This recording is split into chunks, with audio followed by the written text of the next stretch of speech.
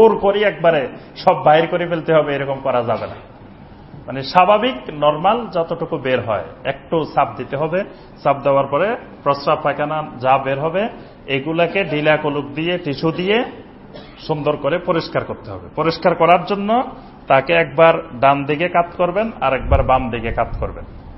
কাত করে ওই কাপড়ের ভিতরে রেখে ভিতরে হাত দিয়ে পরিষ্কার করবেন, কিন্তু কাপড় কোনো অবস্থায় করা যাবে না, খোলা যাবে না, এটা খেয়াল রাখতে হবে। তাহলে প্রথমে আপনি নাজাসাত থেকে পবিত্রতা করলেন, করার পরে এবার ওই যে গরম পানি দিয়ে মাইয়াতকে গোসল করাইতে হবে। গরম পানিটা হবে বড়ই পাতা মিশ্রিত। বড়ই পাতাটার উপকারিতা হলো ওই বড়ই পাতার পানি হইলে ওই পানিটা দিয়ে গোসল করলে ওই শরীরটা সহজে পচে না, সহজে নষ্ট হবে না। ওই বড়ই পাতার মধ্যে এমন কিছু কোয়ালিটি আছে যেগুলোর কারণে শরীরটা একটু শক্ত থাকে। এই জন্যই বড়ই পাতা, এখানে বড়ই পাতার কোনো বরকত নাই, বুঝছেন। আর আরব দেশে অন্য পাতা পাওয়া যেত না। আরব দেশে মরুভূমিতে বড়ই পাতা সহজে পাওয়া যায়, মরুভূমির মধ্যে বড়ই গাছ এমনি উঠে। এই জন্য নবী সাল্লাল্লাহু আলাইহি ওয়াসাল্লাম এই পাতাটাকে গোসলের ক্ষেত্রে ব্যবহার করতেন। ওই গরম পানিটা নেবেন, নেওয়ার পরে তাকে প্রথমে ওযু করাইতে হবে। এই ওযুর মধ্যে আপনার সুন্নত গুলা লাগবে না, শুধুমাত্র ফরজগুলা করবেন। মানে ওযুর মধ্যে নাকে পানি দেওয়া সুন্নত, তারপরে কুলি করা সুন্নত। আপনি মাইয়াতকে কুলিও করাবেন না, নাকেও পানি দিবেন না, এগুলা করা যাবে না।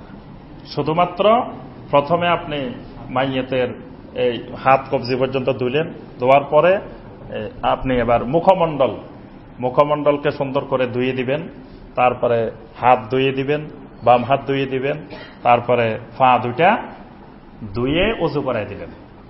এটা হলো 1 নম্বর কাজ, গোসলের আগে ওযু। যে মাথা মাসে করে দিতে হবে। হ্যাঁ, ওযুর যে 4টা ফরজ, এই 4টা ফরজ আদায় করতে হবে।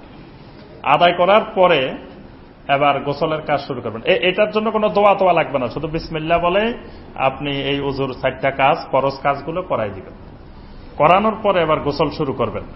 গোসল শুরু করার জন্য বেশি পানি দরকার নেই, মানে সাধারণ নরমাল যে মানে স্বাভাবিক যে পানি, ওই পানি দিলে যথেষ্ট। এটার জন্য মানে প্রথমে তাকে কাত করবেন, প্রথমে তাকে ডান দিকে কাত করবেন, ডান দিকে কাত করে উপরের অংশটা সাবান দিয়ে ভালো করে ধোয়াই দিবেন, পরিষ্কার করে উপরে দিয়ে।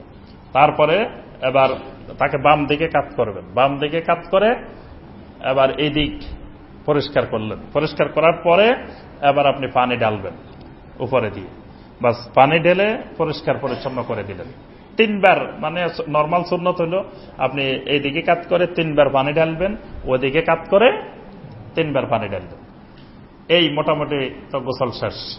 এরপরে ইউনাশশিফু আদাহু, এরপরে সুন্দর করে আপনি মুছে দিবেন। আমরা গোসলের পরে যেমন মুছি এরকম মুছে দিবেন। আর দাড়িগুলাকে সুন্দর করে খিলাল করে দিবেন। আর মহিলাদের চুলগুলো ভালো করে ধুয়ে এগুলো নিয়ে একটু একতলাপ আছে। কেউ বলছেন যে এগুলাকে সুন্দর করে বেনি বেঁধে পিছনের দিকে দিয়ে দিতে হবে, আবার কেউ বলছেন না, এটাকে 2 ভাগে ভাগ করে সামনের দিকে দিয়ে দিতে হবে মহিলাদের। তো এটার যে কোনো একটা করা যায়, মানে যাতে চুলগুলো পিছনেও থাকতে পারে, সামনের দিকেও থাকতে পারে। আর দাড়িগুলোকে সুন্দর করে আপনার খিলাল করে দিতে হবে। এরপরে আপনার মোটামুটি গোসল শেষ, আপনি শরীর মুছে দিলেন। মুছে দেওয়ার পরে এবার কাজ হলো ওই সেজদার যে 7টি স্থান, এই 7টি স্থানে আপনার সুগন্ধি লাগাইতে হবে। সেজদার 7টি স্থান চিনেন সবাই? 1 নম্বরে কোনটা? হ্যাঁ, মুখমণ্ডল, মানে কপাল আর নাক মিলে একটা, এখানে একটা জায়গা। তারপরে হাত দুটা 3টা, তারপরে হাঁটু 2টা 5টা, পায়ের আঙ্গুলের মাথা, এই 7টা অঙ্গে সুগন্ধি লাগিয়ে দিবেন। কারণ এই 7টা অঙ্গ কিয়ামতের ময়দানে এখান থেকে গুররাম মুহাজ্জালিন নূর বের হবে। সুবহানাল্লাহ। কাদের বের হবে? নামাজীদের, যারা সাজদা করছে তাদের। যারা সাজদাই করে নাই তো নূর আসবে কোথা থেকে? এই জন্য এই 7টা অঙ্গের মধ্যে সুগন্ধি লাগাই দিতে হবে। সুগন্ধি লাগায় কাপড় লাগাই দিবেন শরীরে, কাপড় লাগানোর পরে এবার কাজ হলো আপনি তাদের কাপড়ের যে কাপড়টা পরাই দিবেন। কাপড়টার জন্য প্রথম কামিজটা পরাইতে হবে। কামিজ পুরুষ এবং মহিলা উভয়কেই কামিজ পরাইতে হবে। কামিজটা তো ওই সেলাই করাই থাকে। তো কামিজটা গলা থেকে শুরু করে নেসফে সাক পর্যন্ত। দেখেন পৃথিবীতে মানুষ কেউ জুব্বা পরে না, লম্বা পাঞ্জাবি পরে না, মনে করে যে এটা খালি হুজুরের কাজ। মারা গেলে কিন্তু সবাই ওই পাঞ্জাবি জুব্বা পরেই কবরে যায়, নেসফে সাক এ পর্যন্ত সবার একটা জামা গায়ে দিয়ে আইব মারা গেলে। আপনার শার্ট প্যান্ট পরাওয়ালা লোকও যেটা পরেন আপনি, কিন্তু মারা গেলে এটা পড়তে হবে এই নেসফে সাক পর্যন্ত, মানে হাঁটুর এই অর্ধেক পর্যন্ত, এখান থেকে শুরু করে এই পর্যন্ত একটা কামিজ বানানো থাকবে। এটা নারীর জন্য, পুরুষের জন্য। এই কামিজটা সর্বপ্রথম পরাইতে হবে। যখন কামিজ পরাবেন তারপরে আবার এখানে যেই কাপড়টা দিয়ে আপনি সতর ডেকে রাখলেন এটা ফেলে দিবেন, এটার আর দরকার নেই। যখন কামিজ পরাই ফেলবেন, বাস কামিজ পরাই ফেললেন। আর বাকি কাপড়গুলোকে খাটের উপরে সুন্দর করে আপনি বিছাই রাখতে হবে, কোনটার পরে কোনটা ওই তারতিব অনুযায়ী। মহিলাদেরকে কামিজের সাথে সাথে আরেকটা পরাই দিতে হবে, সেটা হলো যে সারবন। একটা হলো সারবন আর একটা হলো সিনাবন। মহিলাদের একটা মাথার জন্য আলাদা একটা কাপড় থাকবে, সিনার জন্য আলাদা আরেকটা কাপড় থাকবে। তো সিনারটা আপনি পরে পরাইবেন, কিন্তু মাথারটা আগে পরাই দিবেন। দেখেন মানে দুনিয়াতে আপনি হেজাবের সাথে পর্দার সাথে থাকেন আর না থাকেন, মারা গেলে কিন্তু পর্দা করেই যাচ্ছেন। মারা গেলে মাথায়ও একটা পড়তেছেন, তারপরে সিনায়ও একটা পড়তেছেন, তারপরে আরগুলা তো আছেই। মহিলাদের দুইটা কাপড় অতিরিক্ত থাকবে, একটা মাথা আর একটা সিনা। তো আপনি মাথারটাও পরাই দিলেন আর কামিজও পরাই দিলেন। পরার পরে ওখানে সবার উপরে থাকবে লেফাফা, মানে নিচে, সবার নিচে লেফাফা, তারপরে ইজার, তারপরে ওই মহিলাদের সিনাবনটা মাঝখান বরাবর রাখবে। রাখার পরে মাইয়াতকে এবার ওইটার উপরে শোয়াবেন। শোয়ানোর পরে আপনি প্রথম দিবেন বাম পাশ, বাম পাশটা নিচে দিবেন আর ডান পাশটা উপরে দিবেন। বুঝতে পারছেন কথাটা? মানে কাপড়ের দুইটা পাশ আছে না, বাম পাশটা এনে প্রথম রাখবেন, তারপরে ডান পাশটা উপরে দিয়ে দিবেন। দেওয়ার পরে মাইয়াতকে কয়টা গিরা দিবেন? গিরা আমাদের দেশে স্বাভাবিকভাবে 3-4টে গিরা দেওয়া হয়। মানে দেখা যায় পুরুষদেরকে 3টা দেওয়া হয়, মহিলাদেরকে 4টা দেওয়া হয়, মহিলাদের সিনেমায়। কিন্তু হাদিসে 7টা গিরা দেওয়ার, 7টা বান দেওয়ার কথা আসছে। এজন্য 7টা দেওয়াটাই সুন্নত। আপনি মাথার এখানে দিবেন একটা, তারপরে দ্বিতীয়টা এখানে, তৃতীয়টা এখানে, চতুর্থটা এখানে, পঞ্চম এখানে, ষষ্ঠ এখানে, সপ্তম ওই মাথায়। মানে একেবারে প্রথম থেকে শেষ পর্যন্ত 7টা বাঁধ, এবং বাঁধগুলো সহজভাবে দিতে হবে যাতে ওই কবরে রাখার সময় খুলে দেওয়া যায়। কবরে রেখে সবগুলা বাঁধ খুলে দিতে হবে, কোনো বাঁধ ওখানে রাখা যাবে না। আর মাথাটাকে ক্যাবলামুখী করে দিতে হবে। তো এরপরে দিয়ে আপনি বেঁধে ফেললেন, বাস। এটা হলো মাইয়াতের গোসল এবং কাফনের সংক্ষিপ্ত বর্ণনা। ইনশাল্লাহ আমরা আরেকদিন আলোচনায় এরপরে জানাজা, কবরে রাখা, এটা সম্পর্কে আলোচনা করবো। আমরা এবার আসি আমাদের আজকের তাফসিরে 76 নম্বর আয়াত। 76 নম্বর আয়াতে কারিমা আল্লাহ সুবহানাহু ওয়া তাআলা ওই ইহুদি আলেমদের কথা বলতেছেন, যাদের কথা 75 নম্বর আয়াতে কারিমা আল্লাহ পাক বলছেন যে তারা তাহরিফ করত। তাহরিফ মানে বিকৃতি। আয়াত বলতো একটা, অর্থ করতো আরেকটা। তারপরে যেটা দেখতো যে তাদের স্বার্থের পরিপন্থী, সেটাকে তারা বাদ দিয়ে দিত। এটাকে বলা হয়তো তাহরিফ। এরপরে তারা মুমিনদের সাথে যখন একত্রিত হইতো তখন বলতো যে হ্যাঁ আমরা তো ইমানদার, আরে ভাই আমরা তো আগে থেকেই আছি ইমানদার। আবার যখন নিজেরা একত্রিত হইতো তখন বলতো যে খবরদার, মুহাম্মদ সাল্লাল্লাহু আলাইহি ওয়াসাল্লামের কাছে যাইবা ঠিক আছে, কিন্তু তাওরাত ইনজিলের কোন দলিল মুহাম্মদ সাল্লাল্লাহু আলাইহি ওয়াসাল্লামকে জানাইবে না, মুমিনদেরকে, সাহাবীদেরকে জানাইবে না, কারণ জানাইলে কিয়ামতের ময়দানে তারা আমাদের বিরুদ্ধে সাক্ষী দিবে। এটাও জানে আবার যে খবরদার, এই আমাদের তাওরাত ইনজিলে যে সকল দলিল আছে এই সকল দলিল তাদেরকে জানাইবে না। এই জন্য আল্লাহ পাক কোরআনে কারিমকে নূর বলছেন, নূর। কারণ হলো কোরআনে কারিম ওই আহলে কিতাবেরা যে সকল জিনিস গোপন করে রাখতো সেটাকে কোরআন প্রকাশ করে দিছে। এই জন্য আল্লাহ পাক বলছে কাদ জাআকুম মিনাল্লাহি নূরুন ওয়া কিতাবুম মুবিন। আল্লাহর পক্ষ থেকে তোমাদের কাছে নূর আসছে। নূরটা কি?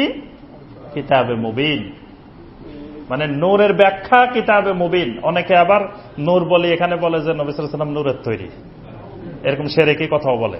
আল্লাহ বললেন কি, আর তারা কোথায় নিয়ে গেল আয়াতকে? আয়াত বলতেছেন যে আহলে কিতাবেরা আল্লাহর নাজিল করা অনেক জিনিসকে গোপন করে রাখে, আর কোরআন এসে সেই গোপন জিনিসকে প্রকাশ করে দিল। এই জন্য আল্লাহ বলছে কাদ জাআকুম মিনাল্লাহি নূরুন ওয়া কিতাবুম মুবিন।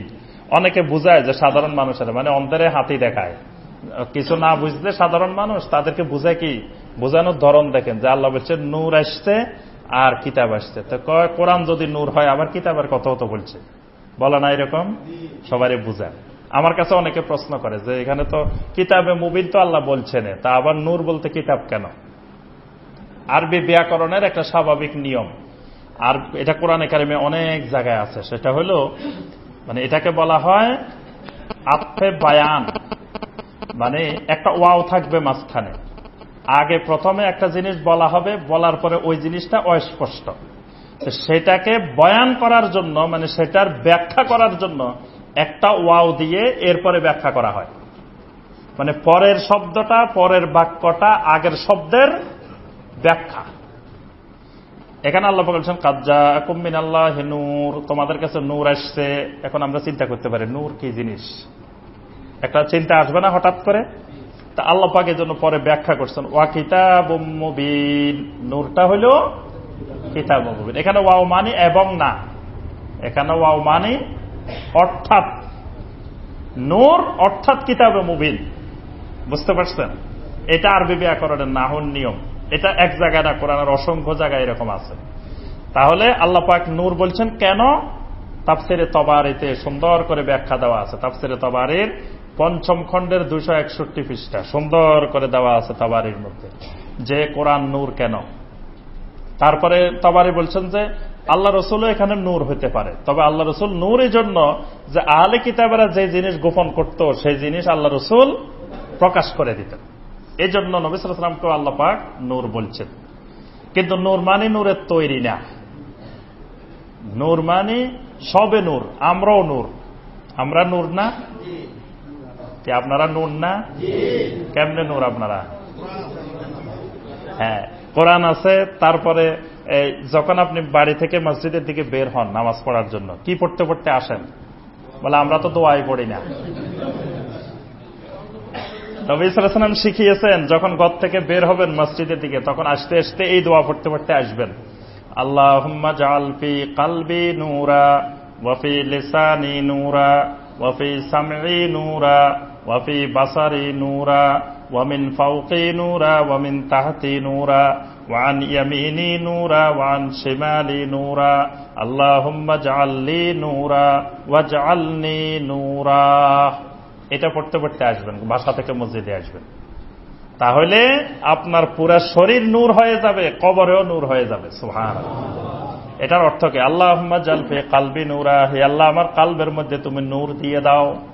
ওয়া ফি লিসানি নূরা, আমার কথাবার্তার মধ্যে, জবানের মধ্যে নূর দিয়ে দাও। ওয়া ফি সামঈ নূরা, আমার কানের মধ্যে নূর দিয়ে দাও। ওয়া ফি বাসারি নূরা, আমার চোখের মধ্যে নূর দিয়ে দাও। ওয়া মিন ফাওকি নূরা ওয়া মিন তাহতি নূরা, আমার উপরেও নূর দিয়ে দাও, নিচেও নূর দিয়ে দাও। ওয়া আন ইয়ামিনি নূরা ওয়া আন শিমালি নূরা, আমার ডাইনেও নূর দিয়ে দাও, বামেও নূর দিয়ে দাও। আল্লাহুম্মা জাআলনি নূরা, হে আল্লাহ আমাকে নূর দিয়ে পরিপূর্ণ করে দাও। ওয়াজআলনি নূরা, আল্লাহ তুমি আমার পুরো শরীরকে নূর বানিয়ে দাও। সুবহানাল্লাহ। তা আপনি দোয়া করতে করতে আসতেছেন, আল্লাহ আমার ডাইনে বামে উপরে নিচে কলব চোখ কান পুরো শরীরে নূর বানিয়ে দাও। তা আপনি নূর হয়ে গেলেন না? কি বলেন? আপনি দোয়া করতে আসছেন, দোয়া কি কবুল হয় না? আচ্ছা, আপনি 100 দিন দোয়া করলেন, একদিনও হয় নাই। একদিন যদি হয় আপনার দোয়া কবুল, তা আপনি তো পুরো শরীর নূর হয়ে গেছেন, তা আপনিও তো নূর। কি বলেন? তা আপনি আমি সবাই তো নূর। তো মুহাম্মদ সাল্লাল্লাহু আলাইহি ওয়াসাল্লাম নূর, তা এটা তো আমরা বিশ্বাস করি, এটাতে কোনো অসুবিধা নেই। আল্লাহ রসুল তো অবশ্যই নূর, কিন্তু আল্লাহ রসুল সাল্লাল্লাহু আলাইহি ওয়াসাল্লামকে নূর দিয়ে বানাইছেন এই কথা আল্লাহ সুবহানাহু ওয়া তাআলা বলেন নাই। তো এখানে আল্লাহ পাক বলতেছেন এই ইহুদিরা অনেক বিষয় গোপন করত, আর তারা মানে মুমিনদের সাথে মিলিত হলে এক ধরনের কথা বলতো, আবার নিজেরা নিজেরা একত্রিত হইলে আরেকটা বলতো। এখন নিজেরা একত্রিত হইলে কি বলতো সেটা আল্লাহ পাক আমাদের কাছে কোরআনে প্রকাশ করে দিয়েছেন। ওয়াইযা লাকুল্লাযীনা আমানু ক্বালু আমান্না, যখন তারা ইমানদারদের সাথে মিলিত হতো তখন বলতো ক্বালু আমান্না, আমরাও তো তোমাদের মতো ঈমান এনেছি। এখানে ইমানদারদের সাথে মিলিত হইতো। এই ইমানদার কারা? যে সাহাবায়ে কেরাম। এজন্য ঈমান আনতে হবে সাহাবীদের মতো। বুঝতে পারছেন? আল্লাহ পাক কোরআনে কারিমে অসংখ্য জায়গায় এরকম নির্দেশ দিয়েছেন যে ঈমানটা আনতে হবে কাদের মতো? সাহাবায়ে কেরামের মতো। এজন্য আমার আপনার ঈমানকে মিলাইতে হবে সাহাবায়ে কেরামের সাথে। যে সাহাবায়ে কেরাম কিভাবে নবী সাল্লাল্লাহু আলাইহি ওয়াসাল্লামকে ভালোবাসতেন, কিভাবে আল্লাহকে ভালোবাসতেন, কিভাবে কোরআনকে ভালোবাসতেন, কিভাবে দ্বীনকে ভালোবাসতেন, এটার নমুনা দেখতে হবে সাহাবায়ে কেরামের কাছে। আল্লাহ পাক তাদের ঈমানকে ফলো করতে বলছেন। ওয়াইজা লাকুল্লাযীনা আমানু, এই ঈমানদার, আল্লাহ বলছে এরাই ঈমানদার, অরিজিনাল ঈমানদার এরাই। ক্বালু আমান্না, তখন বলতো আমরা ঈমান এনেছি। ওয়াইদা খালা বা'দুহুম ইলা বা'দিন, আবার যখন গোপনে একজন আরেকজনের সাথে মিলিত হইতো তারা নিজেরা ক্বালু আতুহাদ্দিসুনাহুম বিমা ফাতাহাল্লাহু আলাইকুম, তখন একজন আরেকজনকে বলতো আল্লাহ পাক আমাদেরকে যা কিছু জানিয়েছেন, যা কিছু নাজিল করছেন, সেগুলা আবার তোমরা তাদের কাছে বলে দাও নাকি? একজন আরেকজনের বলতে আতুহাদ্দিসুনাহুম, আরে সেখানে গেছো যে কি তাওরাতের কোনো কথা বলে দিছো নাকি তাদেরকে? মানে আমাদের এসব বিষয় বলা যাবে না, এগুলো গোপন করে রাখতে হবে। লিউহাজ্জুকুম বিহি ইনদা রাব্বিকুম, কারণ বলে দিলে তারা তোমাদের রবের সামনে সেগুলোকে দলিল হিসাবে পেশ করবে। আফালা তাকিলুন, তোমরা কি এই ব্যাপারে কিছু বুঝো সুঝো না নাকি? আরে এত ব্যাককল হইছ কেন? ওখানে যাই আবার এগুলো বলে দিচ্ছ, এগুলো বলা যাবে না, এগুলো গোপন করে রাখতে হবে। আমাদের একজন মা ছিলেন সফিয়া রাদিয়াল্লাহু তাআলা, তিনি বলেন যে আমার আব্বা আর আমার চাচা রাত্রে গোপনে গোপনে একজন আরেকজনকে কি বলতেছে আমি শুনে গেছি। মানে তখন তিনি বাপের বাড়িতে ছিলেন, বিয়ে হয় নাই। বাপও ইহুদিদের বড় আলেম, চাচাও বড় আলেম। দুজন নবী সাল্লাল্লাহু আলাইহি ওয়াসাল্লামের কাছে আসছেন, বাসায় গেছেন, রাত্রে যায় দুজন গোপনে গোপনে একজন আরেকজনের কয় ভাই আজকে যে গেলাম মুহাম্মদ সাল্লাল্লাহু আলাইহি ওয়াসাল্লাম সম্পর্কে কি বুঝলি? আরেক ভাই কইতেছে যে মুহাম্মদ সাল্লাল্লাহু আলাইহি ওয়াসাল্লাম 100% হক, কোনো সন্দেহ নেই। কয় তো আইলে তো চলো কালকে যে দুজনে ঈমান আনি। বলে যে না, ঈমান আনা যাবে না। কেন ঈমান আনা যাবে না? বলে যে আমরা যে এত বড় আলেম, সমাজে যে আমাদের যে ইজ্জত, যে কদর যা প্রতিষ্ঠিত আছে, আমাদের ব্যবসা বাণিজ্য, ঈমান আনলে তো সব শেষ হয়ে যাবে। এই জন্য ঈমান তো আনা যাবে না, বরং মুহাম্মদ সাল্লাল্লাহু আলাইহি ওয়াসাল্লামের বিরুদ্ধে জোরে সোরে লাগতে হবে। মুহাম্মদ সাল্লাল্লাহু আলাইহি ওয়াসাল্লামের এই তাওহীদ প্রতিষ্ঠা হতে দেওয়া যাবে না। সফিয়া রাদিয়াল্লাহু তাআলা বলেন আমার আব্বা চাচা যে বলা বলি করতেছে আমি কিন্তু শুনে গেছি। সুবহানাল্লাহ। ঠিক আল্লাহ পাক ওই কথাটাই বলতেছেন যে এরা নিজেরা একত্রিত হলে বলতেছে খবরদার ওখানে গেলে আমাদের তাওরাতের ইনজিলের দলিলগুলা কখনো বলিও না, বললে তারা কিয়ামতের ময়দানে আল্লাহর কাছে পেশ করে দিবে। আওয়ালা ইয়ালামুনা আন্নাল্লাহা ইয়ালামু মা ইউসিররুনা ওয়া মা ইউলিনুন, আল্লাহ পাক বলেন তারা কি জানে না আল্লাহ পাক যা কিছু তারা প্রকাশ করে, যা কিছু গোপন করে, সব ব্যাপারে আল্লাহর ইলম আছে। সুবহানাল্লাহ। এই দেখেন আল্লাহর মারিফতের আয়াত, মারিফাতুল্লাহ আযজা ওয়া জাল। আল্লাহকে আল্লাহ পরিচয় দিচ্ছেন যে আন্নাল্লাহা ইয়ালামু মা ইউসিররুনা ওয়া মা ইউলিনুন, বান্দা যা কিছু প্রকাশ করে, যা কিছু গোপন রাখে, সব বিষয়ে আল্লাহ পাকের ইলম আছে। সুবহানাল্লাহ। সব আপনি প্রকাশ করা লাগবে না, ভিতরে ভিতরে কি আছে এই গোপন বিষয়েও আল্লাহ পাক ভালো করে জানেন। ওয়া মিনহুম উম্মিয়ুন, আবার ওই ইহুদিদের মধ্যে কিছু লোক আছে উম্মি। ওয়া মিনহুম উম্মিয়ুন, উম্মি চিনেন? জি হ্যাঁ, নিরক্ষর, মানে যারা লেখাপড়া জানে না, কিছু জানে না, এরা উম্মি। যেমন আমরা সবাই। কি বলেন, আপনারা উম্মি? কয়জি না, কিন্তু কতক্ষণ পরে যদি মাসালা জিজ্ঞেস করি করবেন যে ভাই আমি উম্মি মানুষ, আমি কি জানি, হুজুরেরা কয় এই জন্য আমল করি। কি বলেন, এরকম বলেন না? কয় আমি উম্মি মানুষ, আমি কিছু জানি না, এসব জিনিস আমাদের ব্যাপার না, এগুলো হুজুরদের ব্যাপার। হুজুরেরা আমাদেরকে কয়, আমরা মানি, সে সময় কিন্তু উম্মি হয়ে যায়। আবার যদি এখন আপনি আমার কাছে 500 টাকা পাইবেন, যদি 100 টাকার নোট দিয়ে কই দেন মুরব্বী ধরেন, তখন কিন্তু আর উম্মি থাকে না। তখন কয় কি হুজুর, এটা তো মনে হচ্ছে 100 টাকার নোট, আমি তো পাবো 500 টাকার নোট। এখন আর উম্মি নাই যে হুজুরে দিছে বিশ্বাস করে নিয়ে যাই, এখানে আর হুজুরের উপরে বিশ্বাস নাই। দেখবেন আপনি কোন হুজুরের টাকা ধার দিয়েন 500 টাকা, হুজুরে যদি 100 টাকা দেয়, একবারে 100 বছরের মুরব্বী, তাও নিবে না। না চিনলে বাড়িতে যে নাতিরই দেখাইবো, নাতি দেখতো হুজুরে দিল যে এটা কি 100 টাকার নোট দিছে না কয় টাকার নোট দিছে। নাতি যদি কয় না দাদা এটা তো 100 টাকার নোট, দৌড়ায় দেখবেন যে লাঠিলি চলে আসবে হুজুরের কাছে, হুজুর আমি তো পাবো 500 টাকা, দিচ্ছেন তো 100 টাকা। এখন হুজুরে আবার মসজিদে বসে একটা বলে দিছে দিনের ব্যাপারে, এই ব্যাপারে আর মুরব্বী কারো কাছে যাবে না, যে আরে উম্মি মানুষ কিছু জানি না, হুজুরে বলছে তো এটা হুজুরে কি ভুল বলছে নাকি, হুজুরে 100 টাকা দিল এটা বিশ্বাস করতে পারে নাই, কিন্তু এইটা কিন্তু বিশ্বাস করে ফেলছে। এই জাতীয় উম্মি আমরা হইলাম এরকমের উম্মি, দিনের ব্যাপারে উম্মি, দুনিয়ার ব্যাপারে খুব সাবধান, খুব চালাক, খুব পণ্ডিত। আল্লাহ পাক বলছে ইহুদিদের মধ্যে এরকম কিছু উম্মি আছে, লা ইয়ালামুনাল কিতাব, তারা কিতাব জানে না, ইল্লা আমানিয়া, শুধুমাত্র আশা ভরসা করে বসে থাকে, কিতাব জানে না, এমনি আশা ভরসা করে বসে থাকে। ওয়া ইনহুম ইল্লা ইয়াজুন্নুন, আর শুধু ধারণার উপরে ভিত্তি করে তারা তাদের জীবন চালায়, ধারণা, শুধু ধারণা। একজন বলছে ওখানে 1 লক্ষ মানুষের মুনাজাত হইব, তুমি যদি যাই দোয়া করো বাস একজনের দোয়া কবুল হইলে তোমার দোয়া কবুল হয়ে যাবে। শুনছে আর দিছে দৌড়, যে এখানে 1 লক্ষ মানুষ দোয়া করব, একজনের দোয়া যদি কবুল হয়, তোমাকে কে বললো? আল্লাহ রসুল বলছেন এরকম যে এক জায়গায় 500 মানুষ হাত তুললে একজনের দোয়া কবুল হলে সবার দোয়া কবুল হবে, এরকম কোন জাল হাদিসও আছে? কেউ একজন ছড়াই দিছে আর বিশ্বাস করে দিছে দৌড়, মানে ধারণার উপরে দৌড়াইতেছে। এটা হলো ধারণা। মরুভূমির বালুর মধ্যে দেখতেছে পানি আছে, দৌড়াই গেল সামনে, যাই দেখে যে বালু, আবার মনে হচ্ছে আরো সামনে মনে হয় এখানে বড় পানি দেখা যাচ্ছে। এইভাবে সারাদিন আপনি মরুভূমিতে শুধু আশা করে করে দৌড়াইবেন, কিন্তু পানি কোথাও পাওয়া যাবে না। এই জন্য এই জাতীয় উম্মি হওয়া যাবে না। আল্লাহ পাক এটাই বলতেছেন যে এরকম ধারণার বশবর্তী হয়, আশা করে বসে থাকে। ট্রেনের ইঞ্জিনের সাথে যদি লাগাই দিতে পারি, বগি যদি লাগাই দিতে পারি, তাহলে কিয়ামতের ময়দানে ইঞ্জিনটা, এখন কিয়ামতের ময়দানে ট্রেনের রাস্তা পাইবেন কই?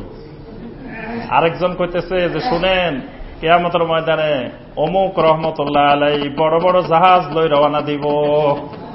উম্মতরা তো কানতে কানতে সুবহানাল্লাহ আলহামদুলিল্লাহ কয়, অমুক হুজুর আমাদের মুরব্বী জাহাজ লই রওনা দিব, বাস কিয়ামতের ময়দানে আপনাদেরকে ঢাকি ঢাকি জাহাজে তুলব। জাহাজ চলবো কোথায়? কোন জাহাজ? এটা কি বরিশালের জাহাজ নাকি চট্টগ্রামের জাহাজ না সন্দ্বীপ হাতিয়ার জাহাজ? মনে করতেছে কিয়ামতের ময়দানও মনে হয় বরিশাল নাকি? কিয়ামতের ময়দান এরকম জাহাজ থাকবো কিয়ামতের ময়দানে? কিয়ামতের ময়দানে এরকম জাহাজ নাই। তো এইরকম আশা যে ওই জায়গায় যদি রশি ধরতে পারি, ওই জায়গায় যদি ইঞ্জিনের সাথে লাগাই দিতে পারি, ওই জাহাজে যদি উঠতে পারি, এই মানে সব আশা ভরসা আর মিথ্যা ধারণা। মানে এই ধারণাটাকে ওই কিতাবের সাথে মিলাই দেখার প্রয়োজন মনে করে না। এটা হলো উম্মিদের বড় বৈশিষ্ট্য। এজন্য এইরকম উম্মি এটা প্রশংসনীয় না, এরকম উম্মি থাকা যাবে না। একটা জিনিস বললে সাথে সাথে সুবহানাল্লাহ বলা যাবে না, বিশ্বাস করে ফেলা যাবে না, এটাকে যাচাই বাছাই করে বিশ্বাস করতে হবে। একজন বলছেন, আর বিশেষ করে এখন 1400 বছর পরে ফেতনার যুগ, কতজন কত ফেতনা নিয়ে, কত ধারণা নিয়ে, কত আকীদা নিয়ে, কত তরিকা নিয়ে ঘুরতেছে। আপনি এই তরিকাটা বা এই কথাটা, এই আমলটা সহি কোরআন এবং সুন্নায় আছে কিনা নিজে না জানলে ওই নাতিরে জিজ্ঞেস করেন, নাতিরে দিয়ে একটু দেখে নেন যে কোরআনের এত নম্বর আয়াতে, আমি তো চোখে দেখতেছি না, নাতি একটু দেখো এখানে আছে কিনা, এটা একটু দেখে নিতে হবে। নিজে না জানলে আরেকজনকে দিয়ে হইল দেখে নিতে হবে, দেখে তারপরে আমল শুরু করতে হবে, বিশ্বাস করতে হবে। না দেখে খালি বলছে আর আপনি শুরু করবেন, এইরকম উম্মি, এইরকম আশার উপরে ভিত্তি করে, এরকম ধারণার উপরে ভিত্তি করে একজন মুমিন চলতে পারে না। এই জন্য সর্বপ্রথম ওহী কি? ইকরা বিসমি রাব্বিকাল্লাযী খালাক। ইকরা, আল্লাহ বলছেন কি? পড়ো, জাহেল থাকিও না, পড়ো। সবারই পড়তে বলছেন। ইকরা বিসমি রাব্বিকাল্লাযী খালাক, তবে পড়াটা হইতে হবে বিসমি রাব্বিকাল্লাযী খালাক, যিনি তোমাকে সৃষ্টি করেছেন তার নামে পড়া হইতে হবে। এজন্য আপনি গণিত পড়েন, তারপরে কেমিস্ট্রি পড়েন, ফিজিক্স পড়েন, যেটা পড়েন সেটা যদি বিসমি রাব্বিকাল্লাযী খালাক হয়, তাহলে সেটা ইবাদত, সেটা দ্বীন। সেটা গণিত হলে দুনিয়া হবে না, কারণ দ্বীনের জন্য গণিত দরকার। যাকাতের হিসাব করতে হলে গণিত লাগবে না? কি যাকাত দিবেন, আপনার গণিতের দরকার আছে না? তারপরে আপনি শরিয়া ভিত্তিক লেনদেন করবেন, সেখানে গণিতের দরকার আছে না? এই জন্য কোরআন মানতে হলে আপনার ফিজিক্স লাগবে, কেমিস্ট্রি লাগবে, অ্যাকাউন্টিং লাগবে, ম্যানেজমেন্ট লাগবে, সব লাগবে। কিন্তু সেটা হইতে হবে, খেয়াল রাখতে হবে বিইসমে রাব্বিকা আল্লাযী খালাক। এখন গণিত পড়তেছেন আর সুদের হিসাব গণতেছেন যে এত টাকা সুদে যদি কেউ এত টাকা দেয় তাহলে 1 বছর পরে কত পার্সেন্ট লাভ সুদ হইল, সুদের অঙ্ক কষতে থাকেন, তাহলে তো সেটা বিইসমে রাব্বিকা আল্লাযী খালাক হয় নাই। এই জন্য সব সাবজেক্ট হইতে হবে বিইসমে রাব্বিকা আল্লাযী খালাক, এজন্য উম্মি থাকা যাবে না। এরপর আল্লাহ পাক বলতেছেন ফাওয়াইলুল লিল্লাযীনা ইয়াকতুবুনাল কিতাবা বিআইদিহিম সুম্মা ইয়াকুলুনা হাযা মিন ইনদিল্লাহ লিয়াশতারু বিহি সামানান কলিলা ফাওয়াইলুল লাহুম মিম্মা কাতাবাত আইদিহিম ওয়া ওয়াইলুল লাহুম মিম্মা ইয়াকসিবুন। ইহুদি আলেমদের একটি গুরুত্বপূর্ণ বৈশিষ্ট্য, সেই বৈশিষ্ট্যটা হলো ফাওয়াইলুল লিল্লাযীনা ইয়াকতুবুনাল কিতাবা বিআইদিহিম, তারা নিজের হাতে কিতাব লিখত, নিজের হাতে কিতাব লিখত। লিখার পরে কি বলতো? সুম্মা ইয়াকুলুনা হাযা মিন ইনদিল্লাহ, মানুষের কাছে আসে বলতো দেখো এটা আল্লাহর পক্ষ থেকে এসেছে। নিজে লিখে বলতো যে এটা আল্লাহর পক্ষ থেকে আসছে। বুঝতে পারছেন? কি জন্য বলতো? লিয়াশতারু বিহি সামানান কলিলা, এর মাধ্যমে সামান্য কিছু টাকা পয়সা হাদিয়া তোহফা কিছু পাওয়া যাবে। এই সামানান কলিলা আল্লাহ বলতেছেন সামান্য একটু দাম, সামান্য একটু কিছু পাবে, হয় কিছু টাকা পাবে বা কিছু দুনিয়ার সহায় সম্পদ কিছু পাবে। এই উদ্দেশ্যে নিজে হাতে কিতাব লেখে সেটাকে আল্লাহর কিতাব বলতো।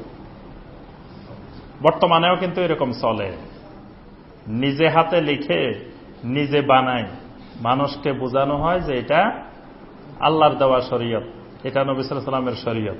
আসলে নবী সাল্লাল্লাহু আলাইহি ওয়াসাল্লামের শরীয়ত না, আল্লাহর শরীয়ত, বানানো শরীয়ত, একজন মানুষের বানানো শরীয়ত। ইহুদি আলেমেরা এই কাজটা বেশি বেশি করত। আর লিয়াশতারু বিহি সামানান কলিলা, এর পিছনে উদ্দেশ্য থাকতো সামান্য কিছু কিছু পাওয়া। এজন্য আবার এই আয়াত দিয়ে কেউ কেউ আবার দলিল দেয় যে শোনো, যে আমি যে তাবিজের ব্যবসা করতেছি, আল্লাহ বলছে ওয়ালা তাশতারু বিআয়াতি সামানান কলিলা, অল্প টাকার বিনিময়ে খবরদার তাবিজ তোমার দিও না। মানে তাবিজ তোমার দিতে হইলে টাকা বেশি নিতে হবে, এটা হলো দলিল। আল্লাহ পাক বলছেন যে ওয়ালা তাশতারু বিআয়াতি সামানান কলিলা, দুনিয়ার সামান্য সম্পদের বিনিময়ে, টাকার বিনিময়ে, অর্থের বিনিময়ে খবরদার আমার আয়াতকে বিকৃত করিও না, আমার আয়াতের ভুল ব্যাখ্যা দিও না, আমার আয়াতকে নিয়ে ব্যবসা করিও না। আল্লাহ পাক বললেন কি? আল্লাহর আয়াত দিয়ে আবার বলা হচ্ছে যে খবরদার টাকা পয়সা কম দিলে কিন্তু তাবিজের মান মর্যাদা রক্ষা পাবে না, এজন্য টাকা বেশি দিতে হবে। ফাওয়াইলুল লাহুম মিম্মা কাতাবাত আইদিহিম, আল্লাহ পাক বলেন তারা নিজে হাতে যা লেখে তার জন্য অত্যন্ত ধ্বংসকর পরিণতি অপেক্ষা করছে। ওয়া ওয়াইলুল লাহুম মিম্মা ইয়াকসিবুন, যে সম্পদ দ্বারা এর দ্বারা উপার্জন করে সেটাও তাদের ধ্বংস হয়ে যাক, সম্পদও ধ্বংস হয়ে যাক, তারা যা লেখে সেটাও ধ্বংস হয়ে যাক। ওয়া ক্বালু লান তামাসসানান নারু ইল্লা আইয়ামাম মা'দুদা, ঠিক একই জিনিস বর্তমানেও আমাদের দেশে অনেকে বলে যে ভাই আরে মিয়া আমি জাহান্নামে গেলে অল্প কয়দিনে না থাকবো, কয়দিন পরে তো জাহান্নাম থেকে চলে আসবো। কেন চলে আসবেন আপনি? আমি না ইমানদার, লা ইলাহা ইল্লাল্লাহ পড়ছি, লা ইলাহা ইল্লাল্লাহ পড়লে তো এরা জাহান্নাম থেকে চলে আসবে। তো লা ইলাহা ইল্লাল্লাহ যদি জাহান্নাম থেকে চলে আসে, তো এটা তো ইহুদিরও পড়ছে লা ইলাহা ইল্লাল্লাহ, এবং ইহুদিরা বলতো ওয়া ক্বালু লান তামাসসানান নারু ইল্লা আইয়ামাম মা'দুদা, তারা বলতো জাহান্নামের আগুন আমাদেরকে স্পর্শ করবে না কখনো, ইল্লা আইয়ামাম মা'দুদা, যদি করেও অল্প কয়দিন করবে। মানে জাহান্নামে গেলেও আমরা অল্প কয়দিনের জন্য যাব, বেশি দিনের জন্য যাব না। কারণ কি? আমরা ইমানদার। এখন তোমরা ইমানদার এই কথা কে বললো? তোমার মধ্যে ইমান আছে? ইমান থাকলে না তুমি জাহান্নামে যা চলে আসতা। আর ইমানে যদি থাকে তো তোমার ইমান কেমন ইমান? যে ইমান তোমাকে নামাজ পড়াইতে পারে না, এই ইমান তো হইল ভাঙ্গা ইমান, নষ্ট ইমান। যে ইমান হয়তো অসুস্থ হয়ে শুয়ে আছে, সেই ইমান এত দুর্বল হয়ে গেছে যে আপনাকে মসজিদ পর্যন্ত আনতে পারল না। সেই ইমান নামাজি বানাইতে পারল না, সেই ইমান পদ্মাশীল বানাইতে পারল না, সেই ইমান সুদ থেকে বাঁচাইতে পারল না, সেই ইমান হারাম উপার্জন থেকে বাঁচাইতে পারে নাই। তো সেই ইমান আপনাকে জান্নাতে নিবে কিভাবে? জাহান্নাম থেকে বাঁচাবে কিভাবে? ইমানই তো নাই। এজন্য ইহুদিরা বলতো যে শোনো, আমরা হইলাম নবীর বংশ, সৈয়দ বংশের মানুষ। আমাদের দেশে অনেকে নামের আগে দিয়ে সৈয়দ বংশ লাগায়, এবং সৈয়দ বংশ লাগায় বুঝাইতে চায় যে আমরা কিন্তু যে সে মানুষ না। তারপরে আমরা কোরাইশি, আমরা কোরাইশ বংশের মানুষ, আমরা আওলাদে রাসূল, আমরা অমুক বংশ অমুক বংশ, মানে এরকম বংশের দোহাই দিয়ে। আচ্ছা, তো আবু জেহেল আবু লাহাবেরা কোন বংশের মানুষ? এরা মুহাম্মদ সাল্লাল্লাহু আলাইহি ওয়াসাল্লামের বংশের মানুষ। নবী সাল্লাল্লাহু আলাইহি ওয়াসাল্লামের বংশ আর এদের বংশ এক বংশ না? তো এক বংশ হইলে লাভটা হয়েছে কি? হ্যাঁ। আর বেলাল রাদিয়াল্লাহু তাআলা আনহু কোন বংশের লোক? কোথায় সেই আফ্রিকার মানুষ, আরো গোলাম, ওই দেশের মানুষ নিম্ন জাতের মানুষ, মানে তৎকালীন যুগেও এদেরকে হাবশি গোলাম বানিয়ে রাখা হতো। সে কালো মানুষ, কুচকুচে কালো মানুষ, কুরাইশ বংশের মানুষও না, সৈয়দ বংশের মানুষও না, আওলাদে রাসূলও না। কিন্তু সেই মানুষ হয়ে গেলেন নবী সাল্লাল্লাহু আলাইহি ওয়াসাল্লাম যে মসজিদের ইমাম, সেই মানুষ হয়ে গেলেন সেই মসজিদের মুয়াজ্জিন। সুবহানাল্লাহ। আর যারা কুরাইশ বংশের মানুষ, সৈয়দ বংশের মানুষ, রাসূলের বংশের মানুষ, এরা হয়ে গেলেন তাব্বাত ইয়াদা আবি লাহাব, তাব্বাত ইয়াদা আবি লাহাব হয়ে গেছে। মানে আল্লাহ পাক বললেন এদের দুই হাত, এদের সকল ক্ষমতা, সকল শক্তি ধ্বংস হয়ে যাক আবু লাহাবের। তো বংশ হইলে আপনি হইতে হবে কি? মানে ইত্তেবায়ে রাসূল, ইত্তেবায়ে সুন্নাহ। রাসূলের বংশধর হওয়ার চেয়ে লাভ হইল রাসূলের সুন্নাহর ইত্তেবা, রাসূলের অনুসরণ। কুল আত্তাখাযতুম ইনদাল্লাহি আহাদান ফালান ইউখলিফাল্লাহু আহদাহু। আল্লাহ পাক বলেন, রাসূল আপনি তাদেরকে জিজ্ঞাসা করুন তারা কি আল্লাহর কাছ থেকে এরকম কোন ওয়াদা নিয়েছে কিনা, অঙ্গীকার নিয়েছে কিনা। আল্লাহ পাক তাদের সাথে এরকম কোন ওয়াদা করছেন কিনা যে তাদেরকে জাহান্নামে কয়দিনের জন্য নিবেন, এরপর আবার নিয়ে আসবেন জাহান্নাম থেকে, এরকম কোন ওয়াদা তাদের সাথে হয়েছে কিনা। ফালান ইউখলিফাল্লাহু আহদাহু। যদি এরকম ওয়াদা হয় তাহলে আল্লাহ পাক সেই ওয়াদার খেলাফ করবেন না। আম তাকুলুনা আলাল্লাহি মা লা তা'লামুন। নাকি তারা এমন কথা বলছে আল্লাহর ব্যাপারে যে ব্যাপারে তাদের কোনো ইলম নাই, যে ব্যাপারে তারা নিজেরাও জানে না, কিন্তু আল্লাহর ব্যাপারে এরকম কথা বলছে। বালা মান কাসাবা সাইয়্যাতান ওয়া আহাতাত বিহি খাতিয়াতুহু ফাউলাইকা আসহাবুন নার হুম ফিহা খালিদুন। রাব্বুল আলামিন বলেন, জেনে রাখো যারা নিজেরা গুনাহ কামাই করবে, নিজেরা অপরাধ করবে, সেই অপরাধ যদি তাদেরকে বেষ্টন করে ফেলে, ফাউলাইকা আসহাবুন নার হুম ফিহা খালিদুন। কোন সৈয়দ বংশ, কোন আওলাদে রাসূল, কোন কিছুই তাকে ধরে রাখতে পারবে না। সে জাহান্নামের অধিবাসী এবং স্থায়ী অধিবাসী। কোন বংশের লোক এই কথা বলে রেহাই পাবে না। এই জন্য নবী সাল্লাল্লাহু আলাইহি ওয়াসাল্লাম বংশের সবাইকে ডেকে ডেকে বলছেন, একেবারে চাচা, জেঠা, ফুফু, ফুফা, খালা, খালু। নবী সাল্লাল্লাহু আলাইহি ওয়াসাল্লামের বংশধর চতুর্দিকে যতদূর গেছে সবাইকে নবী সাল্লাল্লাহু আলাইহি ওয়াসাল্লাম ডেকে আনছেন। ডেকে আনে কি বলছেন? ইয়া বানি আব্দে মানাফ আনকিযু আনফুসাকুম মিনান নার। হে আমার দাদার বংশধর, আব্দুল মানাফের বংশধরেরা শোনো, নিজেকে নিজে জাহান্নামের আগুন থেকে বাঁচাও। ফা ইন্নী লা আমলিকু লাকুম মিনাল্লাহি শাইআ। কিয়ামতের ময়দানে আল্লাহর কাছে আমি তোমাদের জন্য কিছু করার মালিক নই। ইয়া বানি আব্দুল মুত্তালিব। এইভাবে নাম ধরে সবাই ডাকছেন। ফাতেমা স্বয়ং নিজের মেয়েরে ডাকছেন, মেয়েকে ডেকে কি বললেন? ইয়া ফাতেমা আনকিযি নাফসাকা মিনান নার। হে ফাতেমা, তোমার নিজেকে নিজে জাহান্নামের আগুন থেকে বাঁচাও। ফা ইন্নী লা আমলিকু লাকুম মিনাল্লাহি শাইআ। কারণ তুমি মেয়ের জন্য আল্লাহর কাছে কিছু করার মালিক নই। কিয়ামতের ময়দানে তুমি আমার মেয়ে, এই কথা বলে তোমাকে পার করে দেব, এইরকম ক্ষমতার মালিক আমি নই। তুমি তোমার নিজেকে নিজে জাহান্নামের আগুন থেকে বাঁচাও। আমাদের দেশে একটা জাল হাদিস, মিথ্যা কথা প্রচলিত আছে যে ফাতেমাকে নাকি কবরে রাখার সময় আলী বলছিল যে কবর শুনে রাখো, কাকে রাখতেছি কবরে। যে তার পরিচয় দিল যে উনি আল্লাহ রসুলের মেয়ে, তারপরে আমার স্ত্রী, হাসান হুসাইনের মা, অমুকের, এই সব পরিচয় দিছে। দেওয়ার পরে কবর বলছে যে আমি কাউকে চিনি না, আমি আমল চিনি। আচ্ছা, ভালো কথা, কথা কিন্তু ভালো, কিন্তু এটা হাদিস না, সহি কোনো হাদিস না, এটা মিথ্যা কথা। তা আমরা যেটা বলতেছিলাম সেটা হলো নবী সাল্লাল্লাহু আলাইহি ওয়াসাল্লাম স্বয়ং নিজের মেয়েকেও বলছেন যে নিজেকে নিজে জাহান্নামের আগুন থেকে বাঁচাও। বলেন না যে তোমাদের আমল দরকার নাই, তোমাদের বাপ যেখানে সাইয়্যিদুল মুরসালিন, যার বাবা দারোগা, তার মামলা আবার কোর্টে থাকে নাকি? যেখানে আমি বাবা সাইয়্যিদুল মুরসালিন, খাতামুন নবিয়্যিন, তোমাদের আমল করার কি দরকার? তোমরা খালি খাও দাও, ফুর্তি করো, ঘুমাই থাকো। জান্নাতে নেওয়ার জন্য তো আমি আছি। আল্লাহ রাসূল এরকম বলছেন? তাহলে এখন অনেকে যে এরকম জান্নাতের ঠিকাদারি লই বলে যে তোমরা যাই করবা করো, জান্নাতে নেওয়ার জন্য তো আমি আছি। হ্যাঁ, আমি তোমাদেরকে জাহাজে করি, ট্রেনে করি, তারপরে যে বিভিন্ন উপায়ে তোমাদেরকে লই, দলবল লই, আমি জান্নাতে চলে যাব। মানে জান্নাত আমার কাছে কি দেওয়া হয়েছে? ঠিকা দেওয়া হয়েছে। জান্নাতের আমি আল্লাহর পক্ষ থেকে লই ফেলছি। আল্লাহ পাক বলতেছেন ওয়াল্লাযীনা আমানু ওয়া আমিলুস সালিহাত উলাইকা আসহাবুল জান্নাতি হুম ফিহা খালিদুন। ওয়াল্লাযীনা আমানু ওয়া আমিলুস সালিহাত, কোন বংশের হওয়া লাগবে না। আল্লাহ বলতেছেন ওয়াল্লাযীনা আমানু, যারা ঈমান আনবে, ওয়া আমিলুস সালিহাত, আমল সালেহ করবে, উলাইকা আসহাবুল জান্নাহ, তারাই জান্নাতের অধিবাসী হবে। সুবহানাল্লাহ। কোন বংশের এটা দেখে দেখে আল্লাহ পাক জান্নাতে দিবেন না, দেখবেন কি ঈমান আর আমলে সালেহ, এইটা থাকলে হুম ফিহা খালিদুন, জান্নাতের মধ্যে সে স্থায়ীভাবে থাকবে। আপনি কোন দেশের নাগরিক, তারপরে কার ছেলে, কার নাতি, কার ভাগিনা, কার কি, এইগুলা আল্লাহ পাক কিয়ামতের ময়দানে দেখবেন না, খোঁজ খবর নিবেন না। নিবেন হলে ঈমান আর আমলে সালেহ।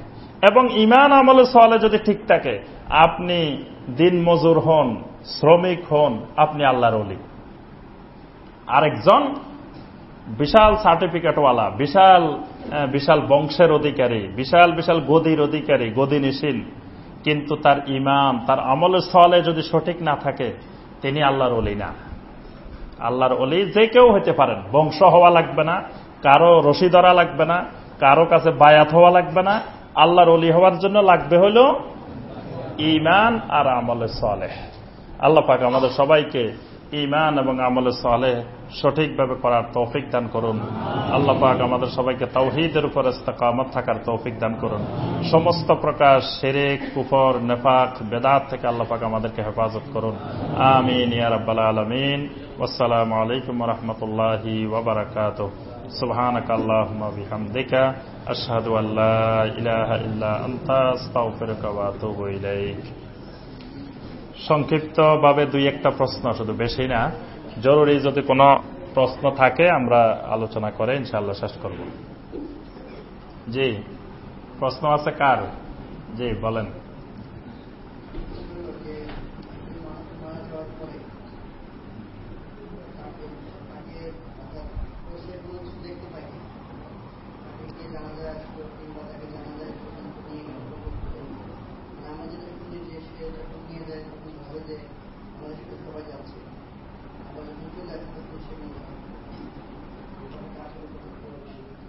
জি আলহামদুলিল্লাহ, ভাই যেটা জানতে চাইছেন অত্যন্ত গুরুত্বপূর্ণ বিষয়। সেটা হলো মানুষ মারা যাওয়ার পরে মাইয়েতেরা তারা দেখতে পায় কিনা যে আমরা জানাজা পড়তেছি বা তাকে গোসল দিচ্ছি বা তাকে কবরে নিয়ে যাচ্ছি, এগুলা মাইয়েত দেখেন কিনা।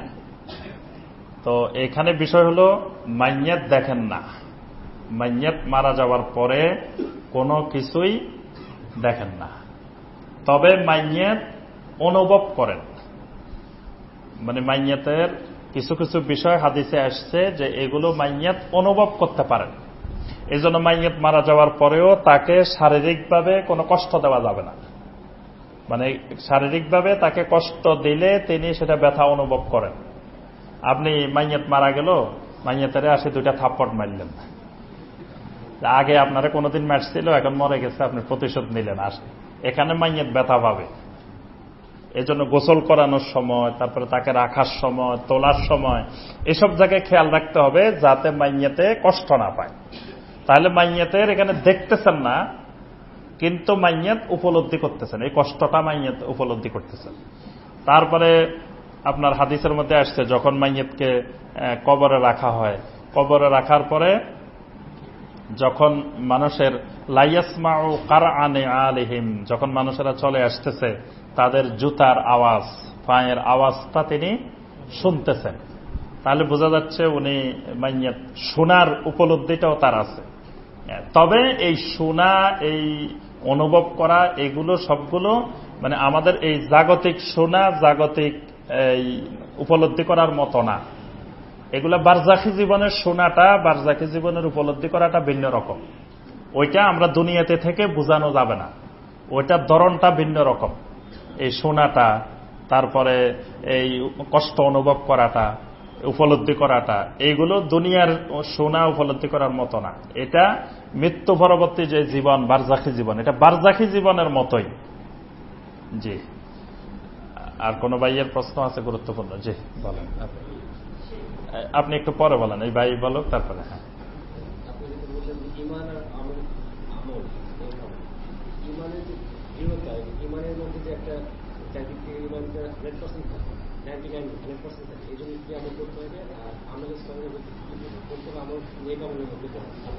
জি আলহামদুলিল্লাহ। ভাই জানতে চেয়েছেন যে আসহাবুল জান্নাহ হওয়ার জন্য আল্লাহ পাক দুটি বিষয় বলছেন, ঈমান আর আমলে সালেহ।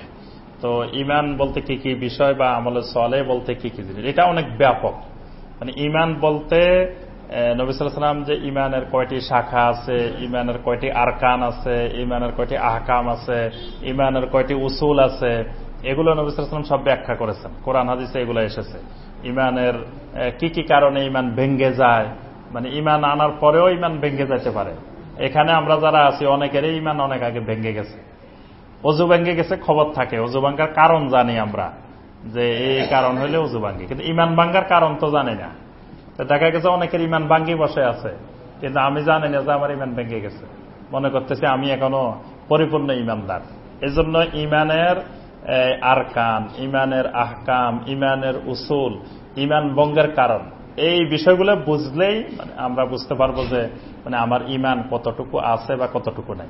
ঈমানটা হলো আকীদাগত বিষয়, মানে কালবি ইতিকাদি বিশ্বাসগত বিষয়গুলোকে সঠিকভাবে করা। আর আমলে সালেহটা হলো আমলি।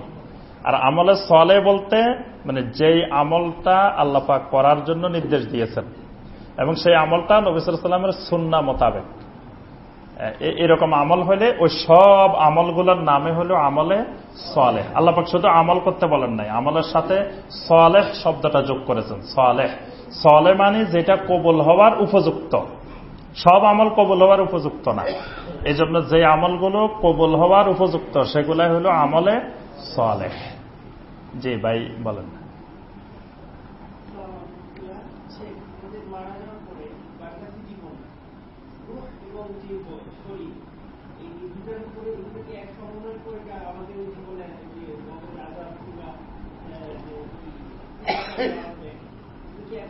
জি বুঝতে পারছি। জি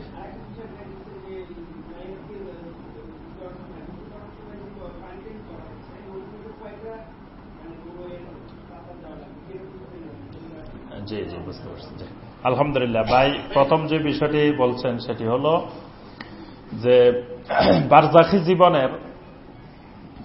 জীবনের যে আযাব, যেমন আযাবুল কবর, আযাবুল কবর হাক্কুন, আযাবুল কবরটা সত্য, হক। তারপরে দক্তাতুল কবরে হাক্কুন, দক্তাতুল কবর মানে কবরের ছাপ, এটা হক, এটা সত্য এবং এটা সবার হবে। দক্তাতুল কবর, আযাবুল কবর, তারপরে আপনার সাকারাতুল মাউত, তারপরে এই যে অন্য কষ্টগুলো উপলব্ধি করা, এই যে আযাবগুলো, এগুলো কি শারীরিক না রুহের উপরে? বারজাখী জীবনের সব আযাবগুলো হলো রুহের উপরে, দুনিয়াতে হয় শরীরের উপরে, আর মারা যাওয়ার পর থেকে কিয়ামতের ময়দানে বিচারের আগ পর্যন্ত যে শাস্তিগুলো হবে এগুলো হলো শুধু রুহের উপরে। আর তবে মানে বারজাখী জীবনের বিষয়টা আর একটু জটিল বিষয়, মানে ওইটা এখানে বসে ওই দেশের খবর সহজে বোঝা যাবে না। কারণ হলো হাদিসে তো এটাও আসছে যে মাইয়াতকে কবরে রাখার পরে তার শরীরকে ধরে বসানো হচ্ছে, তারপরে তাকে প্রশ্ন করতেছে, তিনি উত্তর দিতেছেন, তাহলে তারপরে এমন শাস্তি হচ্ছে, তার ডান ফাজরের হাত বাম দিকে চলে যাচ্ছে, বাম দিকেরটা ডান দিকে চলে যাচ্ছে, তাহলে এখানে তো শরীরও অন্তর্ভুক্ত বোঝা যাচ্ছে। কিন্তু অন্যান্য হাদিস দ্বারা স্পষ্ট যে এখানে শুধু রুহের উপরে, কারণ শরীর তো অনেকের সাগরে পড়ে ধরেন গলে গেছে, শরীর তো আর নাই, বা আমাদের শরীরে তো মাটির মধ্যে মিশে যাচ্ছে, 3 দিন পরে তো শরীর পৌঁছে যায়, মাটির সাথে মিশে যায়। তাহলে তখন কিসের উপরে আযাবটা হচ্ছে? তো মূল আমাদের এতেকাদ হলো রুহের উপরে হচ্ছে। এখন রুহের সাথে আর যা কিছু দরকার সেগুলা বারজাখী জীবনে আল্লাহ পাক ওইভাবে ব্যবস্থা করে আযাবটা দেন। আর দ্বিতীয় যে বিষয়টি বলছেন যে কয়টা দিতে হবে, কয়টার কোনো নির্দিষ্ট সংখ্যা নাই। এটা হলো আপনি গরম পানি করতেছেন, সেখানে কয়েকটা বড়ই পাতা বা বড়ই পাতা না দিলেও কোনো অসুবিধা নেই। তবে দেওয়ার উদ্দেশ্য হলো ওইটা যে ওই যে শরীরটা যাতে টাইট থাকে, শক্ত থাকে, এই জন্য বড়ই পাতা বা বড়ই পাতার পরিবর্তে যদি অন্য কোনো পাতা থাকে, যেই পাতা দিলেও শরীর এরকম শক্ত থাকে, তো সেটা দিলেও কোনো অসুবিধা নেই। অথবা কোনো জায়গায় বড়ই পাতা নাই, বড়ই গাছে নাই, হ্যাঁ অন্য পাতা দিল, তো এতে কোনো অসুবিধা নেই। সুবহানাকা আল্লাহুম্মা বিহামদিকা আশহাদু আল্লা ইলাহা ইল্লা আনতা আস্তাগফিরুকা।